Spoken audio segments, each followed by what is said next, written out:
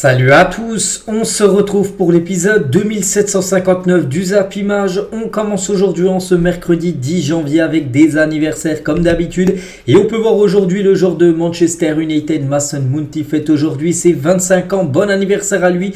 Donc une petite info concernant ce joueur, moi que j'adore les gars, cette saison c'est une catastrophe, on le voit pas jouer. Et il est blessé, quand il joue il est pas super bon, c'est dommage parce qu'on sait que c'est un excellent joueur du côté de Chelsea. Et aussi par exemple Youssouf Fofana, le milieu français de l'équipe de Monaco, il fête aujourd'hui également c'est 25 ans ce 10 janvier. On continue, on va parler de ce qui s'est passé hier soir et on commence avec la Carabao Cup. Première demi-finale aller entre Middlesbrough et l'équipe de Chelsea. Et Middlesbrough s'est imposé 1-0 dans ce match aller. Il y aura le match retour là d'ici quelques jours, mais cette fois-ci dans le stade de Chelsea. Donc Hackney a été l'unique buteur de la rencontre. Un but inscrit par l'équipe de Middlesbrough qui est actuellement quand même 12e comme de Championship, deuxième division anglaise. Donc quand même gagné une équipe de Premier League, l'équipe de Chelsea. Donc l'équipe de Chelsea, j'ai pas regardé le match, mais bon d'après les stats, il n'y a rien à dire. Ils ont dominé Chelsea, 72% de possession de balle, 17 tirs, 5 tirs cadrés, 0 but marqué. Le gardien de Middlesbrough a été très très bon, alors que Middlesbrough c'est seulement 5 tirs dans le match, seulement 28% de possession de balle, 2 tirs cadrés, 1 but. Donc ils prennent un petit avantage avant le match retour, je dis d'ici là quelques jours où ça sera compliqué pour eux. Donc Chelsea n'aura pas le choix, au retour il va falloir absolument s'imposer. Et comme j'ai dit, ils sont quand même 12e de Championship et ils se positionnent favorablement en vue de la finale de la League Cup grâce à sa précieuse victoire décrochée hier soir à domicile. Chelsea les gars, avec cette nouvelle défaite, ça commence à faire beaucoup depuis le début de la saison dernière. C'est déjà le 31e match perdu par l'équipe de Chelsea. C'est fou. Donc seuls Bournemouth et Nottingham Forest ont perdu plus parmi les équipes de Premier League depuis le début de la saison dernière. 31 défaites pour l'équipe de Chelsea. C'est une catastrophe quand on sait le montant investi dans les derniers mercatos. Et autant avoir de défaites, c'est pas possible pour une équipe comme Chelsea. Et Pochettino, donc il a dit, le coach, nous étions la meilleure équipe certainement. Quand on voit les stats, c'est vrai qu'ils ont beaucoup dominé, mais nous n'avons pas marqué ce but qui aurait permis à Chelsea au moins de ne pas perdre. Mais bon, comme j'ai dit, tout reste jouable pour eux parce qu'ils recevront lors du match retour. Et quand on voit qu'ils ont tellement dominé, il leur suffit juste de marquer, d'enchaîner les buts pour gagner et surtout se qualifier, ce qui est peut-être possible dans leur stade, on verra. Donc voilà quelques photos de la rencontre. Pochettino, on peut voir Cole Palmer qui a beaucoup tenté, mais il n'a pas réussi à marquer comme le reste de ses coéquipiers. Enzo Fernandez, il a joué. La recrue quasiment la plus chère je crois de l'histoire de l'équipe de Chelsea, avec aussi Mosquet Seido, les deux. Mal Augusto, l'ancien Lyonnais qui a joué lors de cette rencontre. Et côté Middlesbrough, donc le coach, je sais pas si vous le connaissez, c'est lui les gars, c'est Carrick, Michael Carrick, ancien joueur légendaire de l'équipe de Manchester United. Et il a dit les gars étaient juste exceptionnels, donc il est content Michael Carrick. Donc maintenant il sait qu'il va falloir faire un très très gros match à Stamford Bridge là d'ici quelques jours pour ne pas perdre et surtout pour atteindre une finale de League Cup. Et l'autre demi-finale c'est aujourd'hui, c'est entre Liverpool et Fulham, donc match aller, ça sera Anfield. Après le match retour d'ici quelques jours sera à Fulham. Donc voilà, c'est ce soir à Anfield cette rencontre. Et concernant l'équipe de Liverpool avant ce match, et c'est officiel, Liverpool confirme la blessure de Trent Alexander-Arnold. Et ça c'est un gros coup dur pour l'équipe des Reds parce qu'on sait que c'est un joueur clé cette saison de Jurgen Klopp. Donc l'anglais sera absent plusieurs semaines. En gros il est blessé au genou, donc on ne sait pas combien de temps exactement il est blessé, mais ça fait de nouveau un joueur indisponible du côté de Liverpool et ça fait beaucoup. Donc là leur programme, ils ont Fulham, le match aller, ensuite ils ont Bournemouth en championnat, ensuite ils ont Fulham le match retour qui sera à l'extérieur, ensuite il y aura la FA Cup le 4e tour parce que n'oubliez pas qu'ils avaient éliminé l'équipe d'Arsenal au tour précédent, et ensuite Chelsea à domicile, voilà pour Liverpool. Et n'oubliez pas que c'est quand même leur 10e joueur là avec Alexander Arnold, leur 10e joueur qui n'est pas disponible pour l'équipe parce que aussi pas mal de joueurs qui sont partis à la CAN, on pense à Salah en gros joueur. Donc voilà, c'est compliqué ce mois de janvier pour Liverpool parce qu'il y a beaucoup de joueurs actuellement qui ne sont pas là. Donc on peut voir, j'ai dit, donc il y a Alexander Arnold, il y a Szoboszlai qui est blessé, il y a Mohamed Salah, tous les joueurs là sur cette photo, Joel Matip, on peut voir aussi Thiago, ou même je sais pas, peut-être Virgil van Dijk, j'ai l'impression aussi qu'il doit être blessé. Donc voilà, c'est un gros coup dur du côté des Reds de Liverpool. On continue les gars, on va prendre la direction de l'Italie. C'était une première affiche des quarts de finale de la Coupe d'Italie. La Fiorentina contre Bologne, c'était hier soir. Donc 0-0, du coup ça s'est joué au tir au but et c'est la Fiorentina qui a été meilleure au tir au but que l'équipe entraînée par Thiago Motta, l'équipe de Bologne. Et du coup la Fiorentina se qualifie pour les demi-finales de cette Coupe italienne. Donc tout d'abord les statistiques de la partie. C'est quasiment pareil, regardez les tirs cadrés, 5 tirs cadrés pour les deux équipes. Donc du coup ça s'est fini à 0-0 et c'est au tir au but qu'ils ont dû se départager ces deux équipes. Donc le programme aujourd'hui, donc Lazio, AS Roma et l'AC Milan, Atalanta Bergame. On peut voir les horaires, n'oubliez pas qu'il restera encore un match, vu que c'est les quarts de finale. Ça sera demain la Juventus qui jouera contre je ne sais plus qui, donc on en reparlera demain. Donc voilà, concernant cette coupe italienne. Du côté du Portugal, il y a aussi la coupe du Portugal qui s'est jouée hier avec les deux premiers huitièmes de finale. Et tout d'abord le Sporting qui recevait l'équipe de Tondela. Bon, ça a été un match à sens unique pour le Sporting, 71% de possession de balle, 17 tirs, 11 tirs cadrés, 4 buts. Voilà, parfait pour eux. Du coup, ils se qualifient pour les quarts de finale facilement. Et côté Sporting, bien sûr, on parle beaucoup de ce Victor Gyökeres. Il a été encore buteur lors de cette victoire 4-0. Il a bien sûr marqué un but. Donc, c'est déjà son 19e but de la saison pour l'attaquant suédois. Un petit rappel, lors du dernier match, il avait fait un triplé de passe D. Et là, donc, il a marqué déjà 19 buts. Donc, il y a de fortes chances de le voir partir, donc plutôt l'été prochain, dans une top équipe, cet attaquant suédois. Et on parle beaucoup de Victor Gyökeres qui cartonne au Sporting, mais Pedro Gonçalves, aussi 25 ans, réalise également une très belle saison. Donc 25 matchs, 9 buts et 6 passes décisives. Donc l'ailier portugais a inscrit 66 buts et délivré 33 passes D depuis le début de la saison 2020-2021. C'est fort aussi, ce Pedro Gonçalves, un joueur aussi qui performe énormément du côté du Sporting. Et il y avait une autre rencontre en huitième de finale du côté de la Coupe du Portugal. C'est le FC Porto qui joue contre Estoril. Donc même résultat, 4-0. Bon là, le Porto c'est un match à l'extérieur. Donc voilà, ils ont aussi dominé le match d'après les statistiques. Donc ça passe également pour Porto qui se qualifie. Et côté Porto, c'est Evan Nilsson qui est très bon, un joueur né en 1999, auteur d'un doublé hier soir lors de la victoire 4-0. Donc ça fait quand même 13 buts et 3 passes D pour l'attaquant brésilien cette saison avec Porto. Donc là, il y a des joueurs vraiment, on parle peut-être peu, donc Evan Nilsson, Pedro Gonçalves ou même Gyökeres, mais qui réalisent vraiment des saisons énormes du côté du Portugal. Le programme aujourd'hui, les huitièmes de finale, il y a aussi 4 affiches. Voilà par exemple ce beau Benfica Braga au programme ce soir 21h45. On parlera de ces matchs bien sûr demain. Du côté de la Turquie, regardez ce qu'il y a au programme aujourd'hui. Donc c'est du championnat en gros. Donc en gros, cette équipe, le Fenerbahçe reçoit l'équipe de Konyaspor, Adana Demirspor reçoit l'équipe de Istanbulspor. Donc concernant le Galatasaray, parce qu'on sait que c'est une grosse équipe également, ils joueront eux tout simplement demain. Du côté de l'Arabie Saoudite, parce que c'est le derby de Madrid ce soir, mais ça se joue bien sûr en Arabie Saoudite. Le Real Madrid contre l'Atlético Madrid, c'est ce soir 20h, le coup d'envoi, heure française à 20h. Donc voilà, demi-finale. Donc l'autre demi-finale, c'est demain entre le Barça et Osasuna. Les deux équipes qui gagneront s'affronteront dimanche prochain en finale de cette super coupe espagnole. Et concernant ce match, donc déjà il a guichet fermé, je peux avoir des infos que toutes les places ont été vendues, donc voilà, l'affluence sera au max. Et n'oubliez pas que ces deux équipes en 26 jours s'affronteront 3 fois, donc le match de ce soir. Ensuite elles s'affronteront dans une semaine, donc là aujourd'hui mercredi 17, donc là on est le 10, donc dans 7 jours. Donc mercredi prochain, cette fois-ci un match de Coupe du Roi, vu que les deux vont s'affronter, ça sera l'Atlético Madrid. Et ensuite le 4 février prochain, au Real Madrid, au Santiago Bernabéu pour le match de championnat, le match retour où le Real avait perdu. Le seul match cette saison, c'était au match aller à l'Atlético. Donc voilà, 3 gros derbys là en l'espace de 26 jours. On a hâte.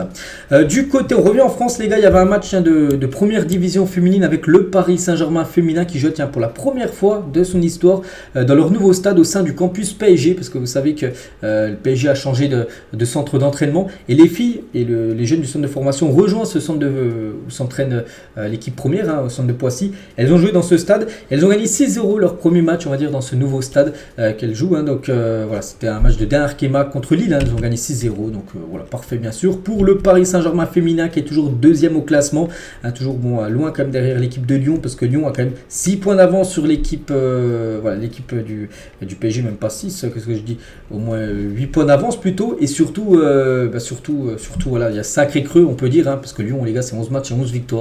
Et pour l'instant, elles sont injouables, comme d'habitude, les Lyonnaises. Donc les Lilloises sont avant-dernières du championnat de D1 Arkema. On prend la direction de l'Afrique. On va parler bien sûr de la CAN. La CAN, les gars, ça démarre dans 3 journées. Le 10, c'est le 13. Voilà, J-3.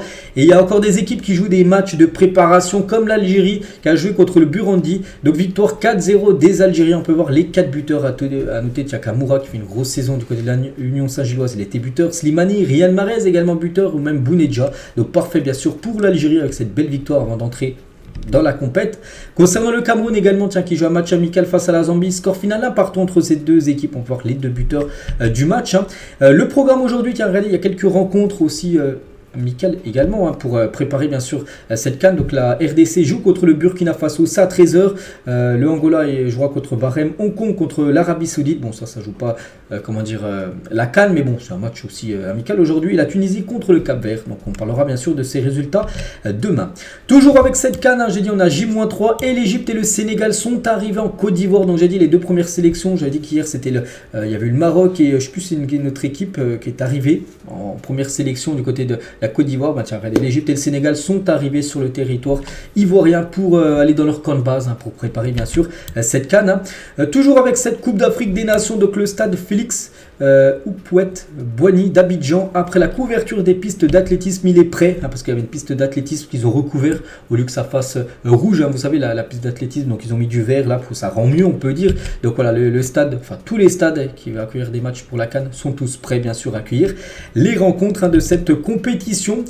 Toujours avec cette compète, la photo des joueurs congolais avec le maillot de leur club respectif. Donc on peut voir, tiens, tout en bas, Mbamba, le défenseur de l'OM avec son maillot de l'Olympique de Marseille. Bakambu, tiens, où il y a le ballon en plein milieu, genre du Galatasaray. Donc voilà, concernant bien sûr cette équipe de la RDC. Comme j'ai dit, en plus, ils jouent aujourd'hui un match amical. La RDC joue contre le Burkina Faso. C'est cet après-midi. Toujours, tiens, avec la Coupe d'Afrique des Nations. Regardez les 5 gros championnats, en gros, le nombre de joueurs qui partent à la CAN. On peut voir que la Ligue 1, c'est le championnat le plus impacté. 88 joueurs comme de Ligue 1 iront jouer la CAN. C'est quasiment le double par rapport à la Première Ligue. 48 joueurs du championnat de Première Ligue iront jouer la CAN. La Serie A, Bundesliga, la Ligue 1, c'est quand même énorme. On peut dire tout simplement que les meilleurs talents africains jouent du côté du championnat français.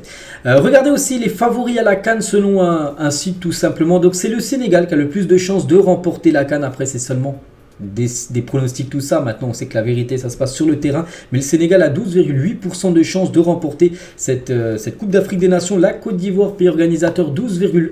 Voilà, ça se joue à rien. Après, il y a le Maroc, 11,1%. Il y a l'Algérie, 9,7%. Et l'Égypte, 8,5%. Pour parler du top 5, on peut voir après le reste des équipes. Et si vous voulez avoir vraiment le classement complet, jusqu'à la Namibie qui a seulement 0,5% de chances de remporter la CAN. Donc, c'est vrai que les gars, regardez, peut-être jusqu'à pratiquement le Mali, voilà, toutes ces équipes peuvent remporter la CAN. Il n'y a pas vraiment un énorme favori parce que c'est plutôt serré les gars quand même, le pourcentage de chances de remporter cette compétition qui va être, je pense, la CAN la plus relevée de l'histoire. Toujours tiens avec cette compétition, donc j'ai dit hier que Victor Boniface forfait et c'est un gros coup dur aussi pour le Bayer Leverkusen, son club, parce qu'il devrait revenir début avril. On est quand même début janvier, il va être forfait les 4 prochains mois et ça c'est un gros coup dur. On sait le nombre de buts qu'il a inscrit du côté de Leverkusen et ça c'est un coup dur pour cette équipe là pour la deuxième partie de saison. Donc on lui souhaite bien sûr un très bon rétablissement. Donc n'oubliez pas, pour peut-être ceux qui n'ont pas suivi l'After Zap Image que j'ai sorti hier soir, donc il est remplacé par Terem Moffi, parce que j'ai dit hier soir, donc voilà, Terem Moffi, l'attaquant de Nice, du coup il ne restera pas à Nice, il remplace Victor Boniface. Toujours avec cette CAN, les gars, on va parler de ce joueur. Donc c'est un joueur gabonais, donc Guelor Kanga Kaku, international gabonais, sera prochainement entendu par la commission de discipline de la CAF. Pourquoi? Parce que le milieu de l'Étoile Rouge de Belgrade va devoir expliquer comment il a pu naître en 1990 alors que sa maman est décédée en 1986. Il y a un problème bien sûr, il y a un gros problème, donc il va devoir s'expliquer par rapport à ça, à ce genre gabonais, parce que c'est pas possible, en gros c'est impossible cette info. On va parler aussi de André Onana, le gardien de Manchester, donc ça c'est, je trouve quand même un manque de respect par rapport à sa nation, je sais pas ce que vous en pensez, bref. Donc il a choisi de ne pas disputer le premier match du Cameroun face à la Guinée le 15 janvier prochain lors de la CAN, donc le match face à la Guinée c'est lundi. Voilà, il y a Cameroun-Guinée. Pourquoi? Parce que le gardien camerounais donne sa priorité à Manchester United et jouera le match face à Tottenham le 14. Donc là, dimanche, il y a un Tottenham-Manchester. Il veut jouer ce match et du coup, il ne veut pas jouer le match le lendemain avec le Cameroun contre la Guinée. C'est... Pour moi, je trouve un manque de respect, je ne sais pas ce que vous en pensez. Donc voilà, concernant André Onana. Et André Onana, depuis qu'il est en sélection camerounaise, donc déjà en 2017, refuse sa convocation pour la CAN pour l'Ajax. Le Cameroun gagnera la compétition après cela. En 2022, quitte la sélection en pleine Coupe du Monde et prend sa retraite internationale. On se souvient. En 2023, il sort de sa retraite internationale et voilà, il refuse de jouer face à la Guinée, comme j'ai dit. Voilà, pour ne pas perdre sa place avec Manchester United. Donc il viendra 2 semaines après tous les autres qui s'entraînent depuis. C'est vrai que le groupe du Cameroun, ça fait déjà 2 semaines qu'ils s'entraînent ensemble, là quand il arrivera le 15, et voilà, il refuse de jouer avec le Cameroun, c'est c'est moyen quand même de sa part. Après, bon, chacun fait comme il veut. Donc voilà. Et il est beaucoup critiqué par rapport à ça du côté de Cameroun. On peut bien sûr comprendre. Toujours tiens, avec la CAN, buteur Instant Foot CAN 2023. Donc là, les attaquants, c'est que chaque jour, je vous montre à chaque fois deux postes. Il y a eu le défenseur et le milieu. Hier, c'était les deux ailier droit, ailier gauche. Et là, tout simplement, c'est le buteur. Parmi ces quatre, là, Guirassy, Aboubacar, Osimhen et En-Nesyri, pour vous, lequel est le meilleur buteur si on faisait une équipe type tout simplement de cette CAN 2023? 5000 votes et la plupart ont mis Victor Osimhen, c'est ce que j'ai mis, plus de la moitié, 51%, ont mis l'attaquant nigérian. Et concernant le coach, voilà, pour clôturer cette équipe, il faut bien un coach, donc Walid Regragui, Belmadi, Aliou Cissé et Rui Vitoria, qui est le coach de l'Égypte, c'est un coach portugais. Et donc voilà, on peut voir bien sûr les quatre coachs, et c'est Walid Regragui, c'est ce que j'ai mis également, voilà, en vote par rapport à cette équipe. Donc là, je vous montrerai très prochainement l'équipe globale, tout simplement, par rapport à tous les sondages qu'a pu faire le Twitter Instant Foot. On continue les gars, donc il n'y a pas que la CAN qui commence, il y a aussi la Coupe d'Asie. La Coupe d'Asie, ça démarre après-demain, ça démarre le 12. Donc voilà, donc après-demain, tout simplement, vendredi. Donc le Japon vient encore d'infliger une correction, cette fois-ci à la Jordanie, 6-1. C'est un match de préparation, 6-1 pour le Japon. Regardez les 9 derniers matchs du Japon, c'est fou. Déjà, regardez les 4 derniers matchs, à chaque fois, c'est minimum 5 buts. Donc la Jordanie, c'est 6-1. Thaïlande, c'est 5 buts. Syrie, c'est 5 buts. Et Myanmar, c'est 5 buts. Bon, c'est vrai que c'est pas des nations, c'est pas l'équipe de France ou le Brésil en face. Mais voilà, il faut quand même les mettre ces buts et les mettre. Il y a quand même l'Allemagne qui avaient infligé quand même un 4-1. Ou même, je sais pas, tiens, la Turquie ou même le Canada, des belles équipes. Donc voilà, cette surprenante équipe du Japon qui est quand même l'équipe grande favorite pour remporter la Coupe d'Asie. Peut-être avec la Corée du Sud aussi, qui peut aussi décrocher ce titre. On continue les gars, on revient en France. On va parler de la Coupe de France et on connaît... Donc on connaissait déjà les affiches des 16e de finale, mais pas quand les matchs allaient se jouer, quel jour tout ça, ça c'est fait. Donc le vendredi 19 janvier, donc dans 9 jours exactement, ça sera 19. Donc il y aura le match d'ouverture Bergerac contre l'équipe de Lyon. Le match sera diffusé sur Beansport à 20h45, ça sera le seul match le vendredi. Ensuite le samedi, on peut voir toutes les affiches qu'il y aura. Donc il y aura une affiche à 14h30, Nantes contre l'équipe de Laval. Et ensuite il y aura le multiplex à 17h, Bordeaux contre Nice. Il y aura Valenciennes contre le Paris FC, Monaco ira défier l'équipe de Rodez, ou par exemple il y a Trélissac contre l'équipe de Brest. Et le soir à 20h45, ça sera le PSG qui se déplace à Orléans. Ça sera pas un dimanche mais plutôt un samedi soir. Cette rencontre c'est officiel, c'est dans 10 jours les gars, ça sera le samedi 20 janvier. Et le lendemain, le dimanche, il y aura aussi des matchs. Donc voilà, des matchs à 17h30 avec, je sais pas, Clermont-Strasbourg, avec Rouen contre Toulouse, ou même Sochaux contre l'équipe de Reims. C'est le match le soir, parce que ça c'est à 17h30. Il y aura un match à 21h05 sur Beansport et aussi France 3. Ce sera Rennes contre l'équipe de Marseille pour clôturer bien sûr toutes ces affiches, ces 16e de finale de la Coupe de France. Donc voilà, c'est officiel, date et horaire concernant ce tour de Coupe de France. Et concernant quelques matchs, donc tout d'abord il y a le match du PSG contre Orléans. Donc normalement ça va se jouer à Orléans, mais pas sûr, parce que le match Orléans-PSG comptant pour les 16e de finale pourrait se dérouler au Parc des Princes. Pourquoi? Le terrain du club de National 1 est impraticable depuis un mois et demi à cause de morceaux de verre sur la pelouse. Bien sûr, s'il y a du verre sur la pelouse, c'est pas possible de jouer un match de football. Du coup, malgré l'état de la pelouse, Orléans souhaite toujours recevoir le PSG. Donc un scalpage du terrain a débuté ce matin et la mairie d'Orléans fait tout pour que l'arrêté municipal empêchant la tenue des rencontres au stade de la Source soit levé d'ici ce soir. De toute façon, la décision est attendue jeudi dans l'après-midi. C'est maximum demain qui doit vraiment faire un scalpage, c'est-à-dire qu'il passe une machine pour enlever vraiment tous les résidus, donc les bouts de verre, tout ça, pour vraiment que la pelouse soit prête à accueillir un match. Si c'est pas possible, le match se jouera au Parc des Princes. Donc voilà, ils font tout du côté d'Orléans pour pouvoir accueillir bien sûr cette rencontre et accueillir le Paris Saint-Germain. Toujours tiens, avec le Paris Saint-Germain, on sait qu'il y avait le PSG là contre l'US Revel, c'était dimanche, et des dégradations ont été commises par les supporters parisiens lors de la rencontre contre Revel. Des sièges arrachés, de la pelouse synthétique a été brûlée. Ça c'est pas fou. En plus c'était même pas leur stade à l'US Revel, c'était le stade de Castres, une équipe de rugby qui prêtait le stade à l'US Revel. Et regardez, ils vont retrouver regardez, il y a plein de sièges qui ont été arrachés. Ça c'est pas super comme de la part des supporters parisiens. Toujours tiens, avec la Coupe de France, c'est un match aussi qui pourrait être délocalisé. Donc c'est le match entre le Racing CFF et Lille. Donc pourrait également être délocalisé au stade de Pierre-Mauroy, donc du côté de Lille. Donc l'enceinte du club de National 2, donc l'équipe de Racing, est en rénovation. Puis les autres stades à Paris sont trop chers parce que le Racing CFF, je crois que c'est dans la banlieue parisienne, ou voilà, juste à côté. Et voilà, donc en gros, le stade est en rénovation. C'est pour ça peut-être que le match pourrait se jouer dans le stade du LOSC.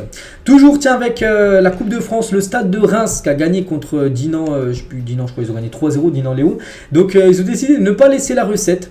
Les clubs font ce qu'ils veulent, si les clubs professionnels s'ils gagnent, ils peuvent garder la recette. Donc là ils n'ont pas laissé la recette. Donc du coup les deux clubs se sont partagés 24 000 euros, ce qui fait 12 000 euros pour chaque club. Donc le président de l'agglomération de Dinan dénonce un geste de pas très fair play, pas très élégant et des méthodes de goujat. Voilà ce qu'il a pu dire par rapport à l'équipe de Reims qui a refusé de laisser la recette du dernier match. On va parler toujours d'un match de Coupe de France, c'était samedi dernier entre Nice et la Auxerre. Et Francesco Farioli, l'entraîneur de Nice, a été victime d'un cambriolage en marge du 32e de finale. Je dis qu'il avait lieu samedi dernier contre l'équipe de la Auxerre. Donc il n'a rien été cambriolé, mais tentative. Les deux individus ont par la suite été mis en fuite par des membres de la famille du coach italien qui était sur place. Donc voilà, tentative de cambriolage encore. On sait qu'il y en a beaucoup dans le monde du football. Officiel, les nommés pour le trophée du joueur du mois de décembre en Ligue 1. Bon, comme souvent, Mbappé est nommé. Donc nominé, après ce qui sera nommé on verra. Alexandre Lacazette et Aubameyang, donc parmi ces trois là, n'oubliez pas que Mbappé c'est lui le recordman dans l'histoire de la Ligue 1, il a remporté le plus de trophées, je crois 11 fois il a remporté ce prix, donc peut-être une 12e fois on verra. Donc Mbappé ses stats lors du mois de décembre en Ligue 1: 4 matchs, 4 buts. Lacazette, 5 matchs, 4 buts. Et Aubameyang, pour moi, celui qui va le remporter, parce qu'il a joué 5 matchs, 4 buts et 4 passes D. Donc il a quand même 4 passes D de plus que les deux autres qui ont marqué 4 buts. Donc il y a de fortes chances que ça soit Aubameyang qui soit l'heureux élu. On verra, c'est ce que je pense. Mais bon, d'après les stats, il n'y a pas de débat. On continue les gars avec la une aujourd'hui du journal L'équipe et c'est Nasser, le président du Paris Saint-Germain, qui fait des déclarations. On va revenir sur ce qu'il a pu dire. C'est un homme de parole, entre guillemets. Donc dans un entretien au journal L'équipe, Nasser, le président du PSG, affirme sa confiance envers Kylian Mbappé et une éventuelle prolongation de contrat. Mais l'idée d'un départ pour le capitaine des Bleus est une tendance grandissante, bien sûr. Donc on va revenir sur ce qu'il a pu dire Nasser, et tout d'abord par rapport à la situation de Kylian. Donc je ne vais pas le cacher, c'est sûr que je veux que Kylian reste au Paris Saint-Germain. Pour moi, le meilleur joueur du monde, c'est lui. Et le meilleur club pour lui, c'est Paris. Aujourd'hui, Kylian est au centre du projet parisien, bien sûr. Voilà, on sait que Nasser, il adore Kylian Mbappé. Il l'a déjà prolongé quelques fois, il aimerait encore le prolonger. Bon, pour l'instant, c'est en stand-by, parce que pour l'instant, on parle pas du tout d'une prolongation, mais plutôt d'un départ de Kylian. Mais lui, il souhaiterait bien sûr que Kylian Mbappé reste. Du côté de Paris, toujours avec Kylian, il a dit, j'ai de très bonnes relations avec Kylian. Il a dit qu'il avait un accord avec moi. Ce qui se dit reste entre nous. Je ne dirai pas quel est cet accord, c'est entre lui et moi. Voilà ce qu'il a pu dire. Donc après, on ne sait pas c'est quoi comme accord. Est-ce que c'est un accord d'une prolongation, un accord autre chose, on ne sait pas. Mais il y a un accord entre Mbappé et Nasser. Voilà, c'est ce qu'il a pu dire à Nasser, il l'a dit, tout simplement. Et tiens, en parlant de Mbappé, donc nous sommes maintenant, le 10, c'est le 9 là, mais bon, on est le 10 le lendemain. Mais voilà, on ouvre les pronostics. Donc pour vous les gars, à chaud là, pour vous, qu'est-ce que va faire Mbappé? Paris, Real Madrid ou ailleurs? Plus de 16 000 votes sur le Twitter ActuFoot, et la plupart pensent toujours, c'est ce que je mets moi, un départ au Real Madrid, 45% au Real, 42% il reste à Paris et 11% ailleurs, peut-être Liverpool qui est une équipe intéressée. Donc voilà actuellement ce que pensent les fans de football par rapport au feuilleton Kylian. Nous on revient sur Nasser, on clôture la page Kylian, mais on va parler aussi du PSG, tout ça. Donc il a dit sur le projet parisien, on a essayé beaucoup de choses sur ces 12 dernières années, des choses ont marché, d'autres non, c'est le football cette saison. On a voulu construire une équipe forte, jeune et surtout française. C'est pour ça qu'il y a pas mal de joueurs français qui sont atterrés au club. Je pense à Dembélé, je pense à Lucas Hernandez, je pense à qui d'autre, à Bradley Barcola qui a signé, Kolo Muani. Donc on veut construire, on veut croire au long terme. Voilà ce qu'il a pu dire. Il a également parlé de l'ambition, bien sûr, de remporter la Ligue des Champions. Il a dit aujourd'hui, on veut continuer. Ne pas dire que l'on veut gagner la Ligue des Champions, ça peut être été une erreur de trop en parler. Mais le football n'est pas facile. Bien sûr, l'objectif, comme d'habitude pour le PSG, c'est remporter cette Champions League. Toujours avec Nasser, on n'a pas besoin de stars. Aujourd'hui, la star, c'est le Paris Saint-Germain. Nous, on a besoin de joueurs qui respectent le maillot, qui respectent le club, qui donnent tout pour le logo ou pour le maillot du Paris Saint-Germain. Il a envoyé un pic par rapport à un ancien joueur qui a beaucoup critiqué le PSG depuis son départ. Vous savez c'est qui? C'est Léo Messi. Et il répond à Léo Messi après toutes les pics qu'il a envoyés au club parisien depuis son départ. Il a dit, j'ai un grand respect pour lui, mais si quelqu'un veut parler mal du PSG après son départ, ce n'est pas bien. On parle quand on est là, pas quand on est parti. Il a totalement raison parce que quand il était au PSG, Messi, même si des fois ça se passait pas bien, il n'a jamais critiqué le PSG, mais quand il est parti, là vraiment il a énormément critiqué le PSG. Donc voilà la belle réponse de Nasser par rapport aux toutes les attaques de Léo Messi. Nasser parle aussi, répond à David Belliard qui est le maire adjoint de Paris, parce qu'on sait que le PSG, enfin QSI, aimerait acheter le Parc des Princes pour faire des travaux et agrandir la capacité. On sait que le Parc des Princes appartient à la mairie ne veut pas vendre le parc et ça pose problème. il a dit il ne veut pas qu'on le rachète, ce Parc des Princes, parce qu'on est Qatari, c'est juste parce que nous sommes le Qatar, nous sommes arabes, je ne sais même pas si c'est légal de dire ça, on ne peut pas dire ça, c'est très grave. Voilà ce qu'a pu dire Nasser. Et David Béliard avait évoqué sur Sud Radio, oui, ça me poserait un problème que Paris vende le Parc des Princes au Qatar, ou de toute façon, de la vente du Parc des Princes, je m'opposerai à toute vente. Donc lui, c'est l'adjoint de la maire de Paris, donc Anne Hidalgo. Donc c'est pour ça que la relation est quasiment rompu, on peut dire, entre le PSG et la mairie de Paris, pour bien sûr cette vente du parc. Et il dit vraiment qu'il est prêt à aller ailleurs. Donc Nasser menace de quitter le PSG si dans les 3 mois la mairie de Paris refuse de vendre le stade. Il a dit on doit être fixé dans les 3 mois qui arrivent, sinon on bouge, on a des plans, mais c'est confidentiel, donc des plans, pas le Stade de France parce que ça a été mis de côté, mais construire un nouveau stade, il a dit que c'est confidentiel, mais on peut peut-être penser à un nouveau stade. On en a 3, déjà planifié, déjà prêt, je vous le dis, on le fera, de construire un stade si la mairie de Paris refuse de vendre le parc. Le retrait du dossier du Stade de France, il a dit c'était un peu compliqué, il n'est pas à Paris, il est à Saint-Denis ce stade. Nos fans méritent un stade magnifique, sûr et plus proche du terrain, voilà, parce qu'on sait qu'au Stade de France, il y a la piste d'athlétisme, tout ça, donc c'est pas ouf. Nous n'allons pas attendre longtemps, les autres clubs construisent, on pense au Real, on pense au Barça qui construisent des nouveaux stades, alors que le PSG avance pas avec son stade. Nous ne voulons pas que dans 5 ans, nous faisions semblant que tout aille bien. Je ne veux pas arriver dans une situation où nous ne pouvons plus rivaliser avec les autres. Donc voilà, il dit vraiment que dans les 3 mois, si la mairie ne veut pas vendre le parc, il y aura un nouveau stade qui sera construit certainement à Paris, où il y aura de la place, parce que bien sûr il faut trouver la place après pour construire ce stade.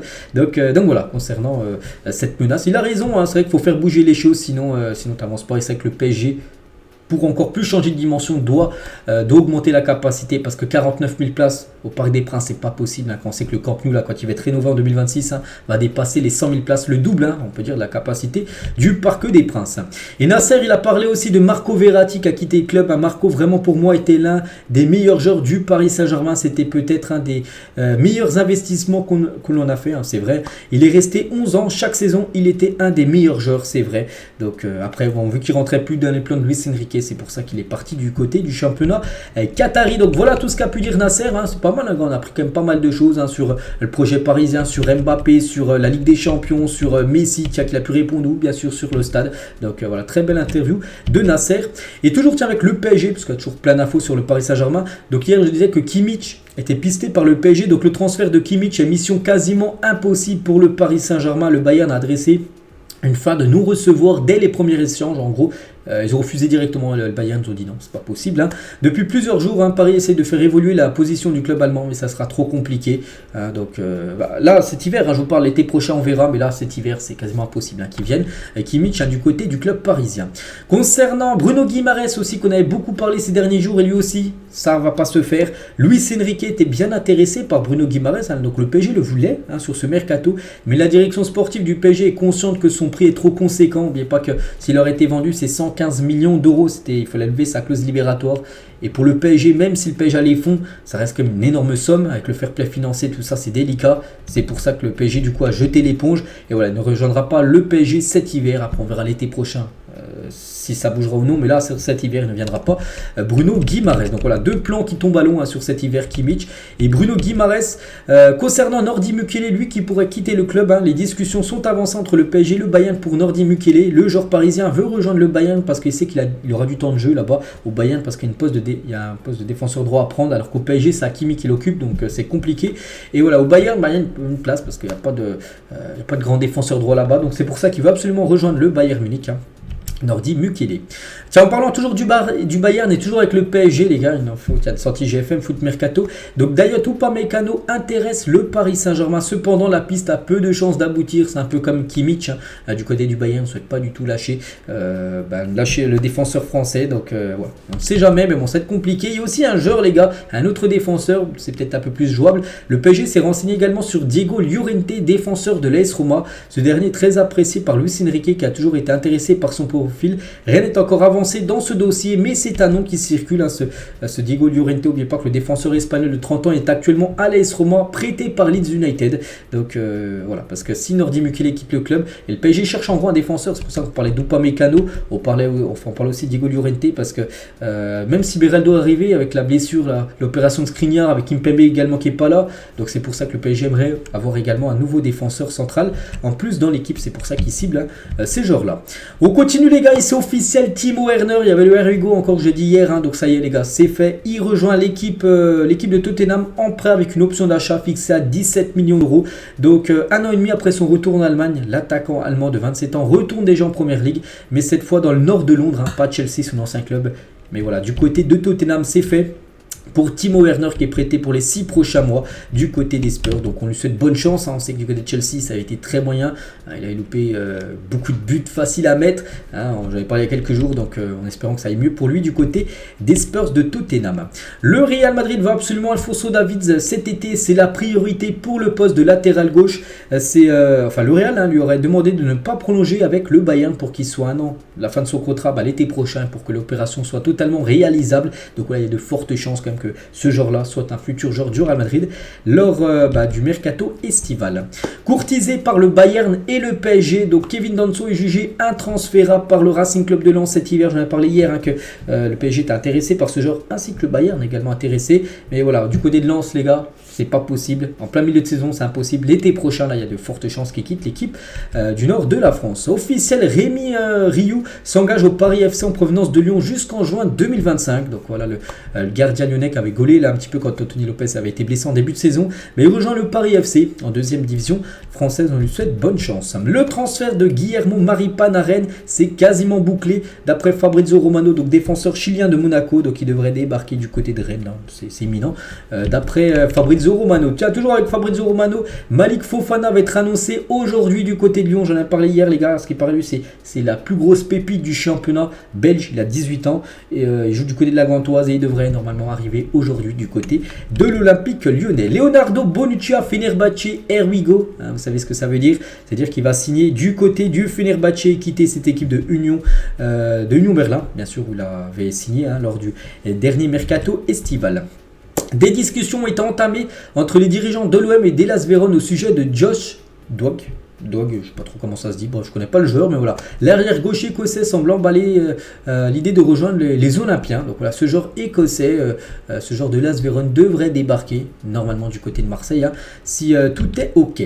Visite médicale de Thiago Diallo dans la semaine pour sa venue à la Juventus Turin. Donc lui, c'est un défenseur portugais, il est en fin de contrat, en fin de saison avec Lille, et Lille ne veut pas le perdre gratuitement l'été prochain. Donc du coup, il va être vendu à la Juventus. On parle d'un transfert aux alentours des 3,5 millions d'euros que pourrait récupérer le LOSC. Officiel, Alan Virginius, tiens, j'en ai parlé hier qu'il y a un accord qui avait été trouvé, ça y est, c'est officiel, est prêté par le LOSC à Clermont jusqu'à la fin de la saison. L'attaquant a disputé seulement 5 rencontres cette saison avec le club de Lille, donc direction l'équipe de Clermont, une équipe également en Ligue 1, mais on pense qu'il aura un peu plus de temps de jeu là-bas à Clermont que du côté du LOSC. Tiens, concernant aussi Sancho, où ça avance pas trop, il y a un accord les gars total pour le retour de Sancho à Dortmund est presque trouvé, vraiment là maintenant c'est imminent. L'anglais sera prêté 6 mois par Manchester United, il faut encore régler des 3 détails, puis après ça sera fait, le retour de Sancho du côté de la Bundesliga. Concernant Florian Thauvin, donc c'est le FC Lorient qui a pris contact avec Florian Thauvin, l'opération s'annonce quand même compliquée, il y a toujours Nice qui est également fortement intéressé pour faire revenir Thauvin du côté de la Liga. Georges Mikotadze de retour à Metz, on le sait depuis déjà quelques jours, donc numéro 10 sur les épaules, donc voilà. C'est le nouveau numéro 10 de cette équipe de Metz, Mikotadze qui va faire un bien fou bien sûr à cette équipe. Xavi ne veut pas de Félix pour la saison prochaine, donc Félix prêté par l'Atlético au FC Barcelone, et en gros Xavi ne compte pas sur lui la saison prochaine, donc il devrait retourner normalement du côté de l'Atlético Madrid. L'attaquant portugais, n'oubliez pas que sa relation est très délicate avec les supporters, donc voilà, c'est très chaud quand il va retourner du côté de Madrid. L'Ajax montre un intérêt concret pour Jordan Anderson, donc le capitaine de Al Ettifaq, l'ancien joueur de Liverpool, Liverpool. Donc il veut quitter l'équipe saoudienne et c'est l'Ajax Amsterdam qui serait très intéressé. Après, tout dépendra aussi de la décision de l'Ettifaq, son club. Donc plusieurs clubs attendent également la décision du club saoudien pour savoir s'il va être vendu ou non. Et l'Ajax serait très intéressé pour le milieu anglais. Concernant Matic, donc lui, on aurait fait 2 offres pour Matic à Rennes. Donc refus catégorique du club rennais qui ne souhaite pas le vendre. Après, n'oubliez pas que le Serbe, il est en clash quasiment avec Rennes. Donc le Serbe se serait retiré du groupe professionnel WhatsApp parce que la plupart des groupes, des équipes professionnelles, ils ont des groupes WhatsApp. Et lui, en gros, c'est déjà enlevé du groupe WhatsApp. Il a aussi vidé son casier. Donc en gros, il pousse quasiment à son départ. Ils lui ont proposé 2 offres. Rennes a refusé les 2 offres. Officiel, Johanner Chavez, j'en ai parlé hier les gars, c'était une rumeur de transfert, ça s'est fait, 21 ans, est prêté avec option d'achat au Racing Club de Lens par l'Esporte Club Bayas. Donc c'est une équipe brésilienne. Donc voilà, il porteur numéro 13. Donc lui c'est un défenseur gauche équatorien et il débarque du côté de Lens. Officiel, les supporters de Montpellier sont interdits de déplacement à Brest lors du prochain match, le match du championnat là, ce week-end. Ils n'auront pas le droit de se déplacer. On sait qu'il y en a eu beaucoup là fin d'année 2023, mais là ça repart avec le premier là cette année. C'est les supporters de Montpellier. L'hommage des joueurs du Bayern Munich pour Beckenbauer. On a parlé hier, cette légende du football allemand a disparu, c'était avant-hier. Et il a joué longtemps, bien sûr, du côté du Bayern. Il a été président, peut-être même coach de cette équipe, donc une légende là-bas. Donc voilà, lors du dernier entraînement du Bayern, bien sûr, ils ont rendu hommage à cette légende du football allemand. L'Arabie Saoudite sera à la recherche de joueurs pour sa 3e division dans une optique de reconstruction de tout son système footballistique. Donc ils offriraient quand même 3 000 € par mois et un logement aux joueurs. Donc voilà, si vous êtes plutôt bon dans le football, pourquoi pas. Donc on sait qu'il y a la première division saoudienne, bon la deuxième je ne connais pas trop. Et la 3e, ils aimeraient tout refaire le système footballistique, faire une belle poule pour la 3e division. Et ils recrutent des joueurs avec 3 000 € par mois et un logement aux joueurs. Voilà, si vous êtes plutôt bon, n'hésitez pas à postuler. On revient un an jour pour jour en arrière et Gareth Bale met un terme à sa carrière légendaire, plus de 664 matchs, c'était le 10 janvier 2023, il disait stop au football, plus de 226 buts, 22 trophées dont 5 Ligues des Champions quand même pour Gareth Bale remporté. Du côté du Real, on se souvient de son magnifique retour acrobatique, là juste au bout de mon doigt, c'était contre Liverpool, voilà, le légendaire Gareth Bale. Un décès serait survenu lors de la croisière organisée par Neymar, toujours blessé ces derniers jours. J'avais dit que Neymar, il avait fait une croisière avec beaucoup de personnes, il y a, je ne sais plus combien de personnes, 5000 personnes sur un bateau, et il y a quelqu'un qui est décédé lors de cette croisière. Donc un youtubeur brésilien qui était également DJ lors du voyage aurait été déclaré mort par les autorités brésiliennes après s'être jeté par-dessus bord. Toutes nos condoléances bien sûr à la famille du défunt. Tiens, une petite photo de Cristiano Ronaldo, c'est la photo qu'il a pu mettre sur ses réseaux sociaux avec sa copine Georgina. Il profite du soleil bien sûr, CR7. Donc là il a quelques jours de repos avant de reprendre bien sûr la deuxième partie de saison avec l'équipe de Al Nassr. Et on finit aujourd'hui les gars, on revient 13 ans jour pour jour en arrière. C'était un 10 janvier 13 ans 2011. Oui, 2010, voilà, bon, non, c'était 2011, c'était le Ballon d'Or 2010 qui était décerné. Donc en gros, regardez le classement. Messi premier, Iniesta deuxième et Xavi troisième. Donc c'était la seule fois, c'est la seule fois de l'histoire où un podium du Ballon d'Or est composé de 3 joueurs issus du même centre de formation. Les 3 sortaient de la Masia et les 3 finissaient les 3 meilleurs joueurs de cette édition du Ballon d'Or. C'est Messi bien sûr qui a remporté l'édition. Donc voilà les gars ce qu'il y a à dire aujourd'hui. J'espère que ça vous a plu. Et pour revenir sur le Ballon d'Or, Iniesta a pu le remporter parce que c'est l'attribution aussi, la Coupe du Monde avait joué dedans, il a quand même gagné la Coupe du Monde en marquant le but en finale. Iniesta aurait pu le remporter, bref. Donc voilà les gars ce qu'il y a à dire aujourd'hui, j'espère que ça vous a plu. On se retrouve tout à l'heure, il y a l'After Zap imagé demain, il y a le prochain numéro bien sûr du ZI. Je vous souhaite une très bonne journée et à plus tard.